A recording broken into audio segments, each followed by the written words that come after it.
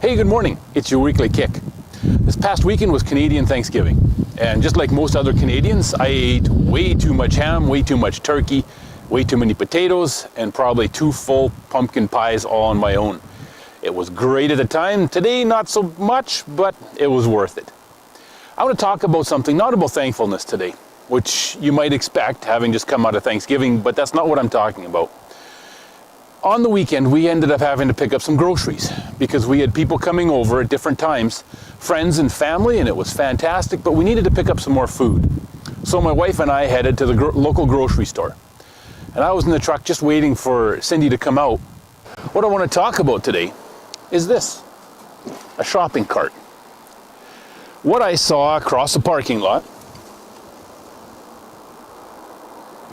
was a lady come out of the store, put her groceries into her vehicle, and have this happen. Her cart started to wander away on her. And so what did she do? Did she run and grab it? Well, actually what she did was she climbed into her vehicle as quick as she could. She watched the cart roll between 2 vehicles that were parked side by side. There was only about 3.5 feet of space in between the two, just enough for the cart. And it was rolling in between them down a slight incline. And she quickly got into her own car and took off across the parking lot. And as I watched, this cart rolled into the side of an SUV. The lady knew it was going to happen. I could see it was happening long before it actually hit the vehicle, but I knew it was going to, and so did she. And she took off quickly because she didn't want to deal with the mess she had created. All she had to do was quickly run over and stop it, and it wouldn't have hit any vehicle. But instead, she climbed into her car and drove away.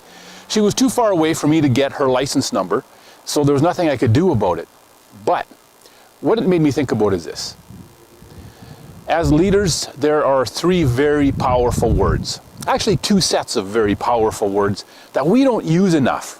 And this lady avoided those as well. When she saw what was going to happen, even if she couldn't run over and stop it in time, she needed to say these words when the owner of that SUV came out. I'm to blame, it's my fault. How often do you say those words as a leader?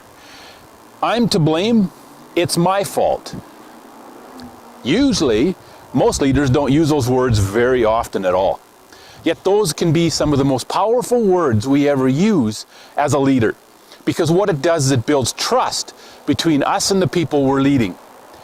It lets them know that we recognize we are not faultless.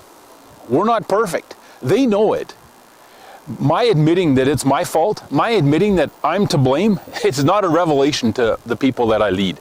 They know when I'm to blame. They know when something's my fault. They know when I've screwed up. They know when I've made a simple mistake or a big mistake. They know. I'm not revealing anything to them about the fact that I've made a mistake. All I'm telling them is that I understand that I'm not perfect, and I'm not going to blame you for my mistakes. As a leader, these words can make the difference between people following us effectively and with their hearts, or always looking over their backs because they know they can't trust us to be truthful when we make a mistake. How many leaders try to push off their mistakes onto the people they're leading? Way too many. If you're like me, you've experienced that. And if you're like me, you've probably done that at times and then lived to regret it. Whenever I've tried to blame someone else or make excuses for my mistakes as a leader, I've regretted it. It's bothered me, it's bothered the people I've led, and it's taken away from my credibility as a leader. If you want to gain credibility as a leader, it's not by pretending you don't make mistakes. Everybody knows you're not perfect. Nobody's under the delusion that you and I are perfect anyhow. But if we avoid taking responsibility for our mistakes, that's when we lose trust. That's when people are always looking over their shoulder to make sure we're not sticking the knife in and twisting it on them. They will not trust us. They will never perform at their optimum. And we will always have people looking over their shoulders and looking at us sideways because they don't quite trust us. If you want that credibility, if I want that credibility as a leader, we need to take responsibility for our own mistakes. When we screw up, admit it quickly and move on. Because then the people we lead will also know that they're going to be able to make mistakes without facing huge retribution from us just because we pretend that we don't make mistakes. So, 3 words that we can say.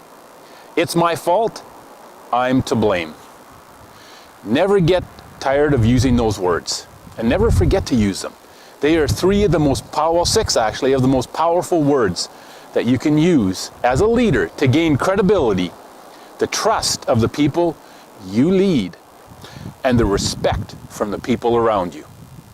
Respect does not come from pretending we're not making mistakes. Respect from others comes when we admit our mistakes, admit we've messed up, and move on.